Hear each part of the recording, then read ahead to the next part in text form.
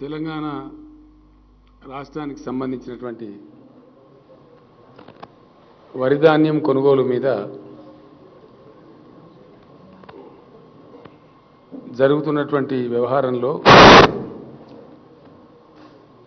ఎన్నిసార్లు మేము నిరంతరంగా డిమాండ్ చేసినా కేంద్రం నుంచి ఇప్పటివరకు ఉలుకు పలుకు లేదు, ఎటువంటి సమాధానం కూడా వస్తలేదు. మేము కోరిందల్లా ఏంటంటే అన్ని రాష్ట్రాల నుంచి ధాన్యం సేకరించినట్టే తెలంగాణ నుంచి సేకరిస్తారు కాబట్టి యాన్యువల్ టార్గెట్ ఇవ్వండి, సంవత్సరానికి టార్గెట్ ఇవ్వండి, దాన్ని బట్టి ఇక్కడ సర్దుబాటు చేయాల్సిన అక్కర ఉంటుంది. అందువల్ల దాన్ని చేయమని చెప్పి రిక్వెస్ట్ చేసినాం. ఎందుకో మరి సరైనటువంటి పద్ధతులలో రావడం లేదు. మొన్న మేము ధర్నా చేసిన రోజు కూడా రాష్ట్ర ప్రభుత్వంతో చర్చ జరుపుతాం, మాట్లాడతామని అన్నారు. చివరి ప్రయత్నంగా రేపు వెళ్తా ఉన్నాం ఢిల్లీకి. మంత్రుల డెలిగేషన్, పార్లమెంట్ సభ్యుల డెలిగేషన్, చీఫ్ సెక్రటరీ నాయకత్వంలో finance secretary, agriculture secretary and civil supply secretary అధికారుల డెలిగేషన్ అందరం కలిసి వెళ్తున్నాం. వెళ్ళి ఇటు మంత్రి గారిని అటు అధికారులను అవసరమైన పక్షంలో ప్రధానమంత్రి గారిని కూడా కలిసి అడుగుదామని అనుకుంటున్నాం, డిమాండ్ చేద్దామని అనుకుంటున్నాం. ఎందుకంటే అనురాధ కార్తీ నిన్ననే స్టార్ట్ అయింది, నవంబర్ 19. రైతులు ఏదో ఒకటి తేల్చకపోతే కన్ఫ్యూజన్లో ఉంటారు, అనవసరమైనటువంటి ఇబ్బందులు చాలా వచ్చేటువంటి అవకాశం ఉంటుంది. రైతులు కూడా మొన్న చాలా సందర్భాల్లో డిమాండ్ రండి కేశానా ఒకటే చైర్ అడ్జస్ట్ చేయండి, ఒక చైర్ ఏంటి అడ్జస్ట్ చేయండి. సో కన్ఫ్యూజన్ వస్తుంది. ఎందుకంటే రైతులు ఏమంటారంటే మాకు ముందే చెప్తే మేము వేరే పంటను వేసుకుందాం కదా, యాళ్లకు నష్టపోయినామనే మాట వస్తుంది. కాబట్టి మొన్న వాళ్ళు ఇచ్చిన ఒక స్టేట్మెంట్, అది మాది నిజమా అబద్ధమా, అధికారికంగా ఇచ్చిండ్రా లీక్ చేసిండ్రా తెలియదు, ఓ గాలి వార్త అయితే వచ్చింది. రాష్ట్ర ప్రభుత్వంతో ధాన్యం కొనుగోలు మీద మాట్లాడతాం, టార్గెట్ నిర్ణయిస్తామనేది ఒకటి. బాయిల్డ్ రైస్ అయితే కొననే కొనం, యాసంగి వాటిలో కొననే కొనమనే మాట చెప్పినట్టుగా వచ్చింది. మరి అది ఏది నిజమో అధికారికమా కాదా అడిగి తెలుసుకుందామనే విషయంలో వెళ్తున్నాం. బహుశా ఒక 2 రోజులు పట్టచ్చు ఢిల్లీలో. దాని దరిమిలా మన రైతాంగానికి ఏందనేది తెలియజేస్తాం. అదేవిధంగా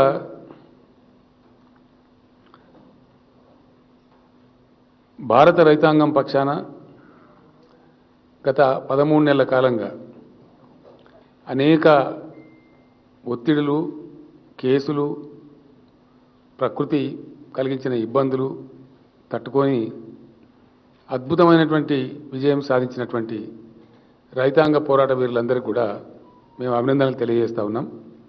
వాళ్ళందరికీ కూడా వాళ్ళు సాధించింది మామూలు విజయం కాదు, చాలా అద్భుతమైనటువంటి విజయం. ఇలా దేశ రైతాంగానికి మొత్తం చాలా పెద్ద సేఫ్టీ వచ్చినట్టుగా ఫీల్ అవుతూ ఉన్నారు, ఒక రిలీఫ్ కూడా ఫీల్ అవుతూ ఉన్నారు. అదే సందర్భంలో ప్రధానమంత్రి గారిని మేము డిమాండ్ చేస్తూ ఉన్నాం.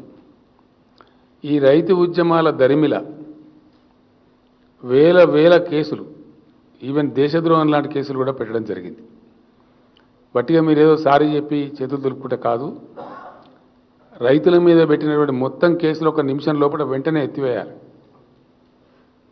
రైతుల మీదనే కాదు, దిశ అని ఒక అమ్మాయి, కర్ణాటక రాష్ట్రం బెంగళూరు చెందిన అమ్మాయి సంఘీభావంగా ఒక ట్వీట్ చేస్తే కూడా ఆ అమ్మాయి మీద కూడా చాలా పెద్ద ఎత్తున దేశద్రోహం కేసు కూడా పెట్టినారు, ఇబ్బందులు కూడా కలిగించినారు. అట్లా ఇంకా అనేక మంది మీద పెట్టినారు. కాబట్టి ఇట్లాంటి కేసులన్నీ తక్షణమే ఎత్తివేయాలి.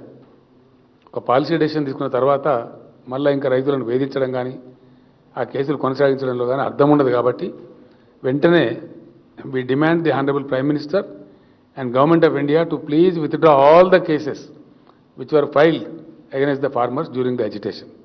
అది ధర్మంగా ఉంటుంది, న్యాయంగా ఉంటుంది. రెండవది కూడా మేము డిమాండ్ చేస్తూ ఉన్నాం.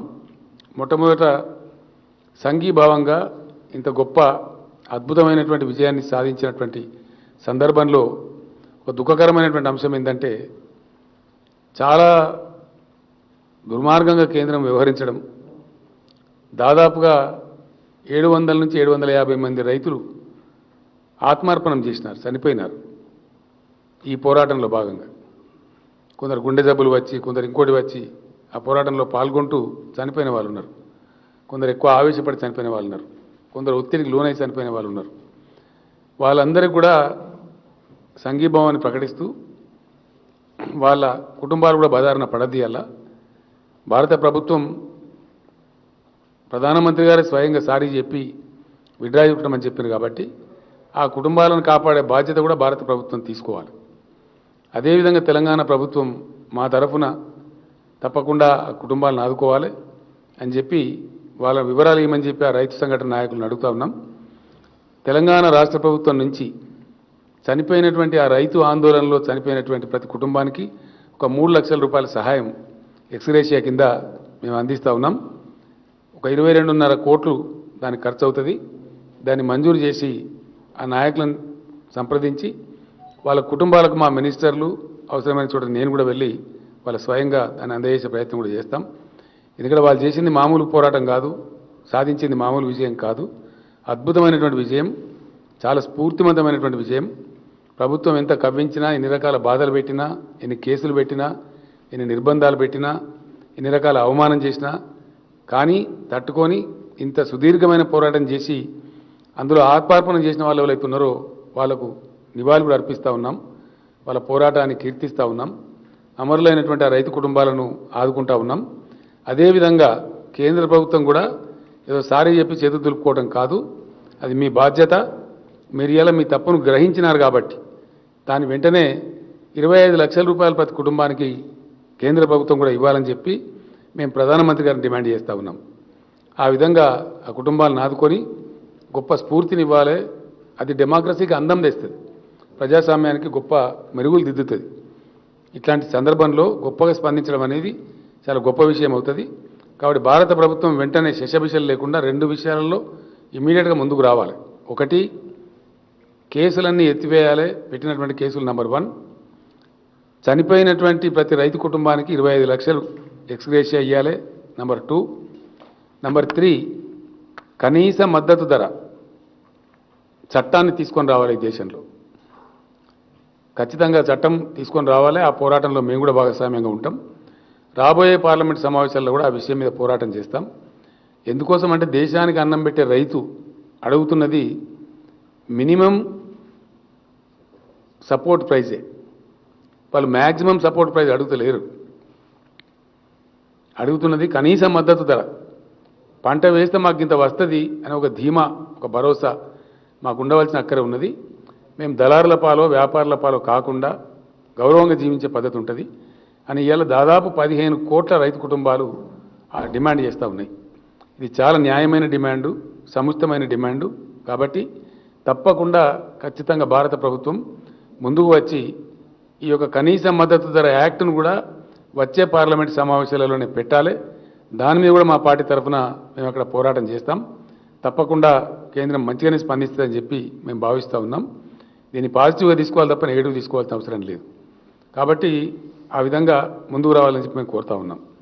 ఎందుకంటే గతంలో కరోనాకు సంబంధించి వీడియో కాన్ఫరెన్స్ జరిగిన సమయంలో కూడా నేను ప్రధానమంత్రి గారికి కుండ బద్దలు కొట్టినట్టు చాలా స్పష్టంగా చెప్పడం జరిగింది.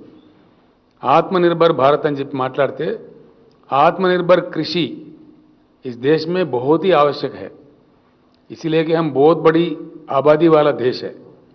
हमारा पॉपुलेशन आज 140 करोड़ के करीब करीब जा रहा है. 138 करोड़ तो अभी कहा जा रहा है, मेरे ख्याल से कुछ ही दिनों में 140 करोड़ भी जा सकता है. अगर हमारे पास कोई बाधा पड़ा कृषि में, हमारे कृषि में कुछ बाधा पड़ा तो हमको खाना खिलाने का क्षमता इस पूरी दुनिया में किसी देश के पास नहीं है. पूरी दुनिया में कोई देश का स्थिति ऐसा नहीं है जो हमको खाना खिला सके. तो इसीलिए सबसे पहले देश में खाने पीने का व्यवस्था ठीक से हो, इसलिए कृषि क्षेत्र को आत्मनिर्भर बनाना बहुत ही ज़रूरी है. इसीलिए मैं प्रधानमंत्री से आग्रह करता हूं बहुत विनम्रपूर्वक कि कृषि क्षेत्र को, भारत के कृषि क्षेत्र को, भारत के किसान को सबसे पहले टॉप प्रायोरिटी में आत्मनिर्भर बनाया जाए. ये बहुत ही अहम मसला है, इसको कोई दूसरे तरीके से नहीं लेना चाहिए. इसको सक्षम तरीके से, एक पॉजिटिव तरीके से, लोकतंत्र में हर किसी का डिमांड होता है, ये अच्छा डिमांड है और सारे देश के हित में है, हमारे किसान के हित में है। अगर प्रधानमंत्री जी किसान के हित चाहते हैं तो किसान को और कृषि क्षेत्र को दोनों को आत्मनिर्भर बनाना चाहिए, इसीलिए हम ये डिमांड कर रहे हैं। तो తర్వాత అదే విధంగా ఈ మినిమం సపోర్ట్ ప్రైస్ తేవడం ద్వారా, అదే విధంగా కేసులు ఎత్తివేయడం ద్వారా, కృషి క్షేత్రను ఆత్మనిర్భరం చేయడం ద్వారా, రైతు లోకంలో ఒక ఆత్మవిశ్వాసం కలిగించడం ద్వారా చాలా మంచి పని చేసిన వాళ్ళం అవుతాం. ఇప్పటికైనా మీకు జ్ఞానోదయం అయింది, మీరు అవలంబించిన విధానాలు కరెక్ట్ కాదని చెప్పి మీరు తెలుసుకున్నారు, మీకు సారీ కూడా చెప్పినారు. కాబట్టి ముందుకు వచ్చి ఈ పని చేయాలని చెప్పి నేను కోరుతా ఉన్నాను. అదేవిధంగా తెలంగాణ ఇంకో రెండు విషయాలు కూడా ఉన్నాయి. విద్యుత్ చట్టాన్ని కూడా పార్లమెంట్లో తెచ్చిపెట్టినారు. వ్యవసాయ రంగానికి విద్యుత్తును మేము ఫ్రీగా ఇస్తా ఉన్నాం ఇక్కడ ఈ రాష్ట్రంలో.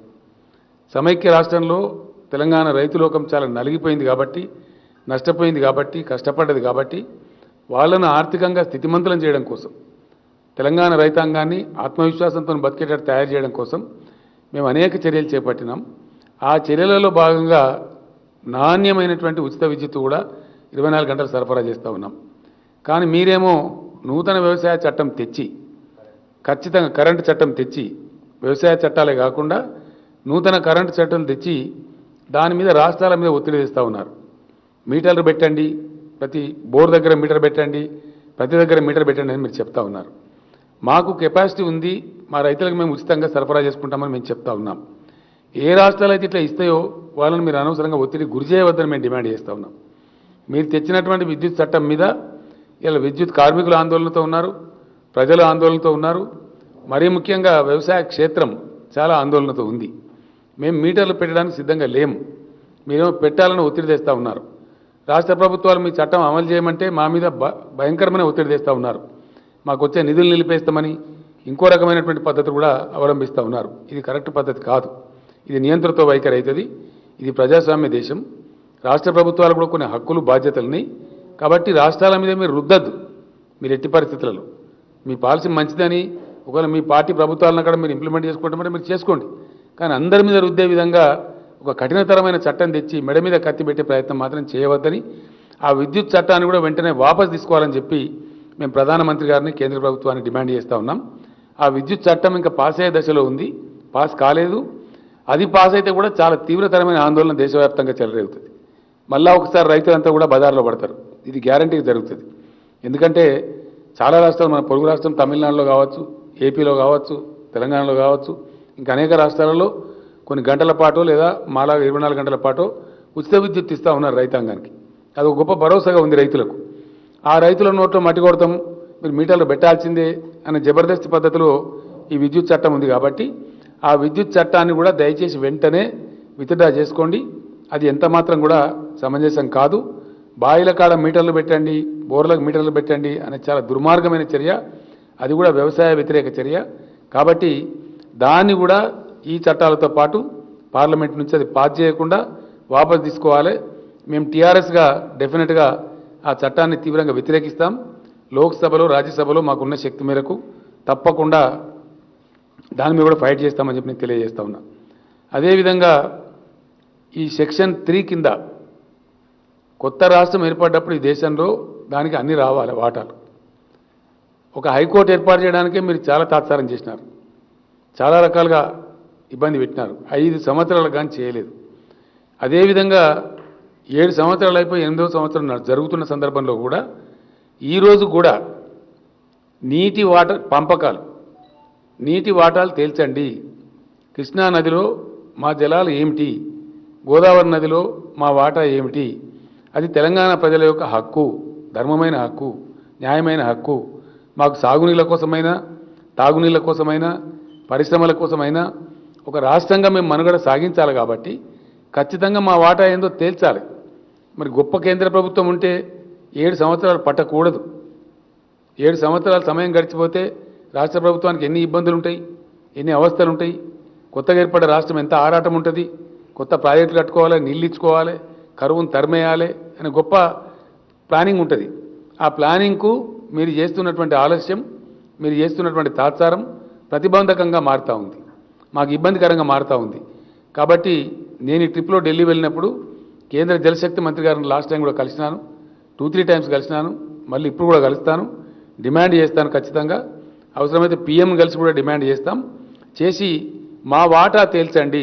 మా డిమాండ్లలో ఒకటే, సెక్షన్ 3 కింద గోదావరి కృష్ణా జలాల పంపిణీని వెంటనే ట్రిబ్యునల్ ఏర్పాటు చేసి ఆ ట్రిబ్యునల్కు పంపించండి. మీరు చెప్పిన ప్రకారం మేము ఇలా సుప్రీంకోర్టులో కేసు కూడా విత్డ్రా చేసుకున్నాం, కాబట్టి పంపియండి. పంపిస్తే ఆ పంపించి ఊరుకోవడం కాకుండా టైం బౌండ్ డెసిషన్ ఇచ్చే విధంగా ఆ ట్రిబ్యునల్ కూడా ఆదేశించండి. ఒక 3 నెలల 4 నెలల టైంలో 2 రాష్ట్రాల మధ్యనే కాబట్టి, ఏపీ తెలంగాణ మధ్యనే కాబట్టి, ఆ వాటాలు కూడా తేల్చే విధంగా టైం స్టిప్యులేటెడ్గా టైం బౌండ్గా 2 రాష్ట్రాల మధ్య వాటాలు తేల్చే విధంగా పంపించమని కూడా మేము కేంద్రాన్ని డిమాండ్ చేస్తూ ఉన్నాం. ఒకవేళ పంపించకపోతే డెఫినెట్గా పెద్ద ఎత్తున ఇక్కడ ప్రజా ఆందోళన లేవదీస్తాం, ఉద్యమాలు లేవదీస్తాం, అడుగడుగును నిలదీస్తాం. పార్లమెంట్లో కూడా మా శక్తి మేరకు డెఫినెట్గా ఇతర రాష్ట్రాల వాళ్ళని కూడా కలుపుకొని పెద్ద ఎత్తున పోరాటం కూడా చేపడతామని చెప్పి తెలియజేస్తాం. ఎందుకంటే మా ఓపిక కూడా ఒక హద్దు ఉంటుంది. 7 సంవత్సరాలు దాటిపోయి మీరు అనేకమైనటువంటి ఇబ్బందులు కలిగిస్తూ ఉన్నారు. మా ప్రాజెక్టులు క్లియరెన్స్ చేయడం లేదు. వాటాలు తెగిపోతే ఇవాళ వాటా వాళ్ళకి తెలిపోతే ఈ కిరికిరంతా పోతుంది, ఈ పంచాయతీలు పోతాయి. మేము అడిగేదేమో అసంబద్ధమైంది కాదు, అన్యాయమైంది కాదు, లేదా గొంతెమ్మ కోరిక కాదు. మేము అడుగుతున్న న్యాయమైన కొట్లాట. టైం గడిచిన తర్వాత అడుగుతూ ఉన్నాం. ఇంత సమయం గడిచిపోయిన తర్వాత ఎవరి ఓపికకైనా కానీ ఎవరి సహనానికైనా కానీ ఒక హద్దు అనేది ఉంటుంది. ఆ సహనాన్ని పరీక్షిస్తే మాత్రం మంచిది కాదు. తెలంగాణ ఉద్యమాల గడ్డ ఇది. కాబట్టి నీటి వాటాల పంపకం కూడా వెంటనే తేల్చాల కేంద్రం. ఇది కేంద్రం యొక్క ధర్మమైన న్యాయబద్ధమైనటువంటి బాధ్యత. ఆ బాధ్యత నెరవేర్చడంలో మీరు విఫలం చెందినారు. ఆ మధ్య మీ కేసు ఉంది సుప్రీంకోర్టులో అని చెప్పి విత్డ్రా చేసుకోమంటే విత్డ్రా కూడా చేసుకున్నాం. చాలా సమయం గడిచిపోతూ ఉంది, ఇంకా మేము వేచి ఉండలేము. కాబట్టి దయచేసి ఇది కూడా వెంటనే తేల్చాలా, లేదా పెద్ద ఎత్తున పోరాటానికి ఆందోళనలు కూడా మేము రూపకల్పన చేయాల్సి వస్తుంది. మీరు దిగిరాక తప్పదు. కాబట్టి మంచి మాటతోనే మీరు దాన్ని డిమాండ్ చేయాలని చెప్పి మేము కోరుతా ఉన్నాం. వడ్ల విషయంలో ఇప్పుడు తేల్చుకొని వస్తాం.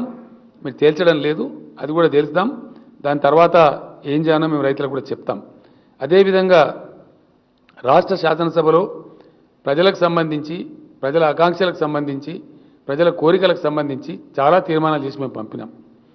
ఆంధ్రప్రదేశ్ రాష్ట్రంలో ఉన్నప్పుడు మా గిరిజనుల జనాభా పలచబడి ఉండేది. గిరిజనుల శాతం 6% చూపెట్టబడేది. తెలంగాణ ఏర్పడ్డ తర్వాత ఆ శాతం పెరిగింది. ఆ ధర్మిలో మేము రిజర్వేషన్ పెంచుకుంటామని చెప్పి, మాకు పర్మిషన్ ఇవ్వమని చెప్పి, మీరు తమిళనాడుకి ఎట్లయితే ఇచ్చిండ్రో అట్లా మాకు కూడా ఇవ్వమని చెప్పి, కేసు ఏమైతే అయితే సుప్రీంకోర్టులో ఉండేది పెండింగ్ ఉన్నా పర్వాలేదు, అందరితో పాటు మా కథ తేలుతుంది దేశంతో పాటు. కానీ మాకు ఇవ్వండి, మా గిరిజనులకు మేము మేలు చేసుకుంటామంటే దాన్ని అక్కడ కాలరాసి పెట్టినారు. 2017 నుంచి ఇప్పటి వరకు ఒక 50 సార్లు లెటర్లు రాసినాం, రిమైండ్ చేసినాం, చెప్పినాం, కానీ చేయడం లేదు. కేంద్రం దాని మీద కూడా తేల్చాలి. లేదా పెద్ద ఎత్తున గిరిజన పోరాటాలు కూడా రాష్ట్రంలో మేము ప్రారంభం చేస్తాం. చాలా పెద్ద ఎత్తున హక్కుల సాధన కోసం ముందుకు వెళ్తామని కూడా మనవి చేస్తూ ఉన్నాం. అదేవిధంగా ఎస్సీ వర్గీకరణ మీద ఇక్కడ చాలా పెద్ద ఎత్తున ఉద్యమాలు జరిగినాయి. చాలా మంది ప్రాణాలు కూడా కోల్పోయినారు. దశాబ్దాల తరబడి ఆ ఉద్యమం జరుగుతూ ఉంది. ఆ విషయంలో కూడా తెలంగాణ శాసనసభ ఏకగ్రీవ తీర్మానం చేసి పంపించింది. దాని మీద ఎస్ఆర్నో ఏదో ఒకటి తేల్చమని కోరుతా ఉన్నాం. మేము కోరితే దాన్ని బట్టి వాళ్ళు పోరాటం చేయన్నా, మంచి చేయన్నా నిర్ణయం జరుగుతుంది. మేము కూడా ఏం చేయాలో ఆలోచించుకుంటాం. కాబట్టి ఆ విషయంలో కూడా తేల్చాల్సిన అవసరం కేంద్రం మీద ఉంది. దాన్ని పెండింగ్ పెట్టే అంశం కాదు. అదేవిధంగా బీసీ ప్రజల నుంచి కూడా డిమాండ్ ఉంది. కులగణన చేపట్టాలి. ఇప్పుడు కొత్తగా జరిగేటువంటి జనాభా లెక్కలలో బీసీ కులగణన చేయమని కోరుతా ఉన్నారు. అందులో తప్పేం లేదు. ఎవరి కులం ఎంతో తేలితే దాన్ని బట్టి కూడా మంచో చెడనో కొన్ని నిర్ణయాలు జరుగుతాయి. అన్ని ప్రభుత్వాలు నిర్ణయాలు తీసుకునే అవకాశం ఉంటుంది కేంద్రంతో పాటు. ఈ లెక్కలు దాచిపెట్టాలి అనేది ఎందుకు సమంజసం? ఎట్లా సమంజసం? ఎందుకోసం దాచిపెట్టాలా? పారదర్శకంగా ఉంటామని చెప్పే ప్రభుత్వాలు ఎందుకు లెక్కలు దాచిపెట్టాలి? అవసరం ఏంది? కులగణన చెయ్యము అని ఎందుకు చెప్పాలా? దానిలో ఉన్న సెన్సిటివిటీ ఏంది? ఈ రోజు ఉండే నాగరిక ప్రపంచంలో ఎవరి జనాభా ఎంతనో తెలిసేలేనటువంటి దుస్థితిలో దేశం ఎందుకు ఉండాలా? ఏం అవసరం ఉంది? దేనికోసం ఆపెట్టాలా? ఇది సెన్సిటివ్ ఇష్యూ అని కేంద్రం మాట్లాడుతూ ఉన్నది. అట్లా మాట్లాడడం తెలివి తక్కువ ముచ్చటాన్ని మేము చెప్తా ఉన్నాం. అది సెన్సిలెస్ ఇష్యూ అవుతుంది. ఎందుకు దాచిపెట్టాలా? ఎవరి కోసం దాచిపెట్టాలా? దేనికోసం సెన్సిటివ్ ఇది? ఎట్లయితే ఎస్సీ ఎస్టీలో తేల్చినామో ఇది కూడా తేల్చండి. మిగతా అనుకూలాలు తేల్చండి. తేల్తుంది ఒకసారి ఏమవుతుంది? ఎట్లాగూ క్యాస్ట్లు ఉన్నాయి, క్యాస్ట్ ఇజం ఉన్నది మన దేశంలో, అందులో అనుమానమే లేదు. దానిలో సిగ్గుపడడం ఎందుకు? మనమే ప్రభుత్వాలే క్యాస్ట్ సర్టిఫికెట్లే ఇస్తూ ఉన్నాం. దానిలో దాచిపెట్టడం ఎందుకు నాకు అర్థం కాదు. దాని ఉన్నది ఏంటి, దాని ఉన్న బ్రహ్మ పదార్థం ఏంది, ఎందుకు దాయాలి? దాని ద్వారా సాధించేది ఏంది దేశం? లేనటువంటిది ఒకటి పెట్టడం అనేది కరెక్ట్ కాదు. ఇది పెద్ద వివాదానికి దారితీస్తుంది. బీసీలు డిమాండ్ చేస్తూ ఉన్నారు. ఖచ్చితంగా రాబోయే జనగణనలో కులగణన చేపట్టాలని కూడా మేము సీరియస్గా డిమాండ్ చేస్తూ ఉన్నాం. ఆ విధంగా చేయాలని చెప్పి కోరుతూ ఉన్నాం. మరొక్కసారి మేము కేంద్ర ప్రభుత్వాన్ని, తెలంగాణ రైతుల పక్షాన్ని నేను కోరుతా ఉన్నా. అనురాధ కార్తీ ఆల్రెడీ నిర్ణయం వచ్చేసింది. ఇంకా తాత్సారం చేయొద్దండి. మీరు ఎంత తీసుకుంటారో, ఏం తీసుకుంటారో యాన్యువల్ టార్గెట్, ఒక సంవత్సరానికి తెలంగాణ నుంచి కొనే వరి ధాన్యం ఎంత తీసుకుంటారు అనేది తేలిస్తే దాన్ని బట్టి మేము ఇక్కడ రైతులకు చెప్పి పంటలు వేయించుకుంటాం, రైతాంగాన్ని కాపాడుకుంటాం. కాబట్టి దయచేసి ఈ విషయంలో తాత్సారం వద్దు. రేపు ఫైనల్గా చీఫ్ సెక్రటరీ నాయకత్వంలో అధికారుల బృందం, మంత్రుల నాయకత్వంలో వ్యవసాయ శాఖ మంత్రి నిరంజన్ రెడ్డి గారు, పౌర సరఫరాల శాఖ మంత్రి గంగుల కమలాకర్ గారు, ఇంకా కొందరు మినిస్టర్లు కూడా కలిసి మంత్రుల డెలిగేషన్, అదేవిధంగా అధికారుల డెలిగేషన్ అడుగుతాం. నేను కూడా ఢిల్లీలోనే ఉంటాను 1-2 డేస్. ఆ సందర్భంలో జలశక్తి మంత్రి గారిని కలవటం, వీలైతే ప్రధానమంత్రి గారిని కూడా కలవడం, ఈ డిమాండ్లు పెట్టడం, ఇవన్నీ కూడా చేస్తాం. దీని మీద ఈ రకంగా చేయాలని చెప్పి మేము డిమాండ్ చేస్తూ ఉన్నాం. స్థానిక బీజేపీ నాయకులు కూడా ఇంకా పిచ్చి పిచ్చి మాటలు, ఇంకా పిచ్చి పిచ్చి వ్యవహారాలు మాట్లాడకుండా, మీ బండారం బయటపడ్డది ఇప్పటికే. మీ కథ ఏందో తెలిసిపోయింది జనానికి పూర్తిగా అర్థమైంది. అసలు జరుగుతున్నది ఏంది, మీరు చేస్తున్న అసత్య ప్రచారాలు ఏంది, మీరు చేసినటువంటి తప్పుకు మాది పొరపాటు అయింది, క్షమించమని చెప్పి ప్రజల ముందు మీరు చెంపలేసుకొని ప్రజలకు క్షమాపణ చెప్పాలి, తెలంగాణ రైతులకు కూడా క్షమాపణ చెప్పాలి. మేము డిమాండ్ చేస్తున్నాం. ఇంకా అడ్డగోలుగా మాట్లాడతాం, అరాకిరి మాట్లాడతామంటే జరగదు, జరిగే పని కాదు. కాబట్టి అనవసరమైన బేసిజాలకు పోకుండా వాస్తవాలు ప్రజలకు చెప్పాలి. మీరు చెప్పినటువంటి తప్పుడు మాటలకు, మీరు చెప్పిన తప్పుడు ప్రయత్నాలకు కూడా మీరు క్షమాపణ వేడుకోవాలని చెప్పి కూడా మేము డిమాండ్ చేస్తూ ఉన్నాం. ఇదే సందర్భంలో తెలంగాణ రైతులకు నేను మనవి చేస్తూ ఉన్నా, ధాన్యం తెచ్చే క్రమంలో తొందర పడకండి. తప్పకుండా చివరి గింజ వరకు ధాన్యాన్ని ప్రభుత్వం కొంటది. ఈ వర్షాకాలం ధాన్యం, ఇప్పుడు వచ్చే ధాన్యం ఏదైతుందో కల్లాలకు వచ్చేది 6,600 పైచీలకు కేంద్రాలు ఆల్రెడీ ఓపెన్ అయినాయి. అవసరమైతే ఇంకా కొన్ని కూడా ఓపెన్ చేస్తాం. దానిలో అసలు ఇబ్బందే లేదు. జాగ్రత్తగా తెచ్చుకోండి ధాన్యాన్ని. కొయ్యని వాళ్ళు తొందరపడకండి. ఇంకొక 3-4 రోజులు వర్షం ఉంటుందని చెప్తున్నారు. కోసి అనవసరంగా పెడితే తడిసిపోయి రంగు మారిపోయి దెబ్బతినే ప్రమాదం ఉంటుంది. కోతలు కాని వాళ్ళు కొయ్యబోకండి, 2 రోజులు కొయ్యండి. కోతలు అయిన వాళ్ళేమో జాగ్రత్తగా తీసుకొని రండి. ఆ విధంగా ఇబ్బంది పడే అవసరం లేదు. కొద్దిమంది రాజకీయ బేహారులు, వాళ్ళకి ఎక్కడేం పని లేదు, తల లేదు, తోక లేదు, బాధ్యత లేని వాళ్ళు వచ్చి అడగోలుగా పిచ్చి పిచ్చిగా మాట్లాడుతూ ఉన్నారు. వాళ్ళని అక్కడ రైతులను నిలదీస్తూ ఉన్నారు.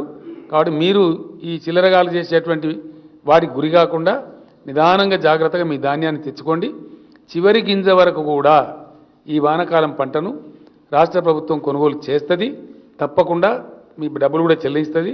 గతంలో చెల్లించిన మాదిరిగా, నేను గతంలో చెప్పిన మాదిరిగా రైతు బంధు కూడా యాసంగి కోసం డబ్బులు సిద్ధం చేస్తూ ఉన్నాం. టంచనగా రైతు బంధు కూడా మీకు ఇవ్వడం జరుగుతుంది. బ్రహ్మాండంగా సంతోషంగా యాసంగి పంటలు పండియండి.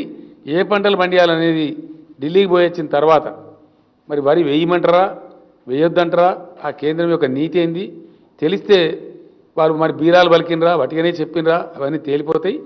తేలిన తర్వాత ఏం చేయాలనో వ్యవసాయ శాఖ మంత్రి గారు ప్రకటిస్తారు, లేదా నేనే ప్రకటిస్తాను, ఎవరమోగలం ప్రకటిస్తాం స్పష్టంగా.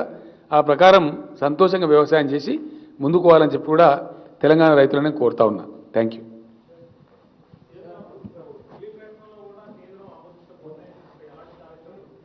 ఏదండి?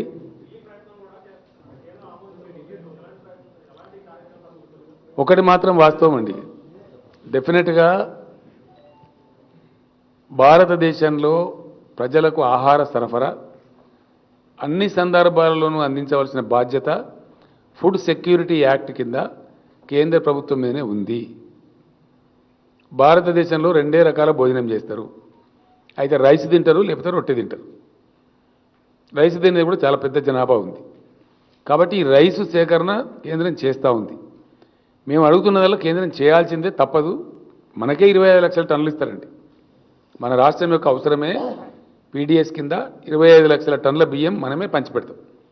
అంటే 60 లక్షల టన్నులు మనకే ఉపయోగపడుతుంది. మన దగ్గర బండిది గతంలో లేనప్పుడు అక్కడి నుంచి ఇక్కడి నుంచి సరఫరా చేసేది. కానీ 60 లక్షల టన్నులు అయితే మన అవసరమే ఉంటుంది ఇక్కడ.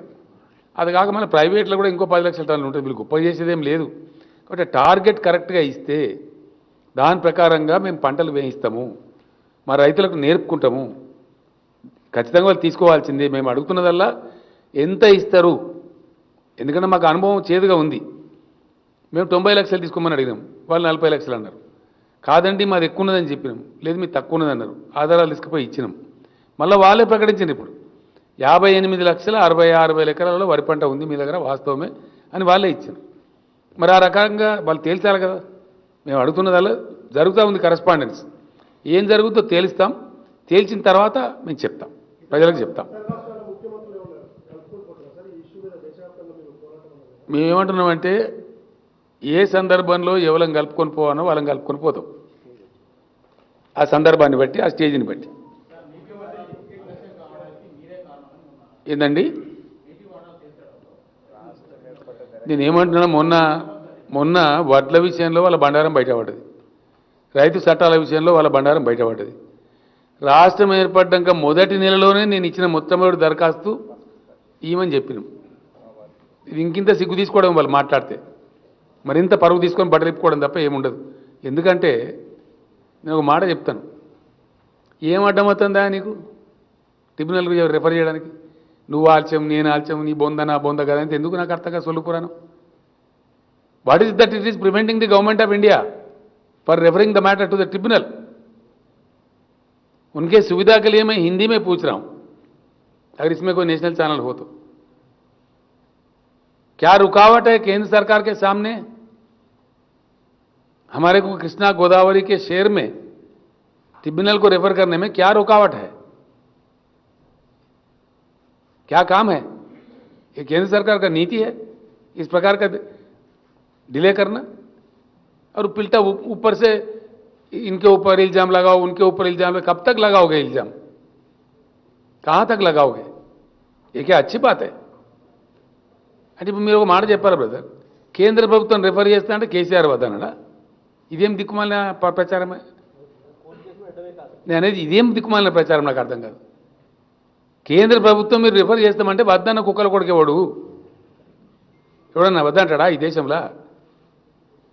ఇది అంటే నేను అనేది ఎదుటి వాళ్ళ క్యారెక్టర్ను మలైన్ చేసే విధంగా, ఎదుటి వాళ్ళని తక్కువ చేసే విధంగా ఎన్ని రోజులు చేసి బ్రతమాడుకుని ఈ ప్రచారం అయిపోయింది. ఇప్పుడు మీ బండారం బయటపడ్డది. ఎన్ని మాట్లాడిందండి రైతు ఉద్యమం మీద? మూర్ఖులంటే, ఆందోళన జీవులంటే, పిచ్చోళ్ళంటే, ఉగ్రవాదులంటే, ఖలిస్తాన్వాదులంటే, ఇలా తీరా దేశం ముందుకు వచ్చి మీరు క్షమాపణ పెడుకుంటున్నారు. ఇంకా కూడా సిగ్గు రావడం లేదా మీకు? ఇంకా కూడా ఇట్లా మాట్లాడేటోళ్ళకు ఏం వితండవాదం ఇది? ఇవన్నీ అనవసరమైనటువంటి పనికిమాలినటువంటి పనులు. మీరు చేయాల్సినటువంటిది కేంద్ర ప్రభుత్వంగా మీకు బాధ్యత ఉంది కాబట్టి మంచి మాటతో చేయండి. ఏమండి అర్థమవుతలేదండి? 100% కోరుతాం. అంటే క్లారిటీ ఏముందని నాకు అర్థంగా డిమాండ్ రిఫర్ చేసేదానికి. నేను అదే అంటున్నా, దాని మీకెళ్ళి నేను అంటున్నా. ఆయన ఓ రకంగా మాట్లాడతాడు, ఈడున్నోళ్ళు ఇంకో రకంగా మాట్లాడతాడు. ఇవేమి తలా తోకలేని పనులు. If you really want to, you are sincere, you refer it to the tribunal. What is preventing? Simple మాట. మనకు కూడా కేంద్ర మంత్రి గారు ఉన్నారు కదా, ఎవరు ఆపుతున్నాయని వాళ్ళని ఆగబడుతున్నారు, కాలు పోయి కట్టేస్తున్నారు ఎవరన్నా.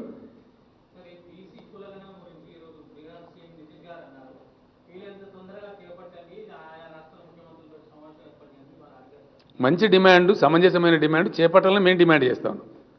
మేము అసెంబ్లీలోనే తీర్మానం చేసి పంపించినాం యునానిమస్గా. ఈ తాత్సారాలు మంచి కావు. ప్రజలు కోరుతున్నప్పుడు చేయాలి ప్రజాస్వామ్యంలో, తప్పింది. Thank you.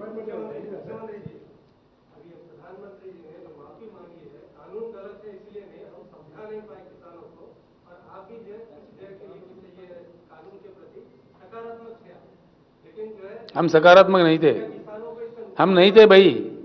हम सकारात्मक कब थे? कौन बोला आपको? हमने अपोज किया लोकसभा में, राज्यसभा में. आप गलत है, हम गलत नहीं है. बिल्कुल आप गलत बोल रहे हैं. हम रिकॉर्ड में हैं, we are on record in Lok Sabha and Rajya Sabha. We have oppose the bill tooth and nail. हमारे दोनों लीडर यहाँ बैठे हुए हैं. या आप ऐसा कैसा बोल सकते हैं? नहीं नहीं, मैंने बिल्कुल बोला तेलंगाना किसान क्या पंजाब में बेच सकता? तेलंगाना किसान क्या दिल्ली जाके बेच सकता? बाजू गांव नहीं जा सकता? क्या सूर्यापेट वाला भुवनगिर जाके बेच सकता? ये गलत बात है, बिल्कुल गलत. 100% गलती था। हमने जब मिला प्रधानमंत्री जी से उनको बताया। हाँ सर, जो भी है वापस गया ना भाई, उसके ऊपर आप क्यों अननेसेसरी ये उठा रहे? समझ में नहीं आया। प्रधानमंत्री खुद माफी मांग के वापस लिया तो इसके बाद में चर्चा ही क्या है? जो भी कहा कहा भाई, वापस तो लिया ना। उनके तरफ से कानून गलत नहीं है बोले, हम बोले कानून गलत है। जिस किसी भी तरीके से कानून को वापस लिया गया, खुश रहो और क्या।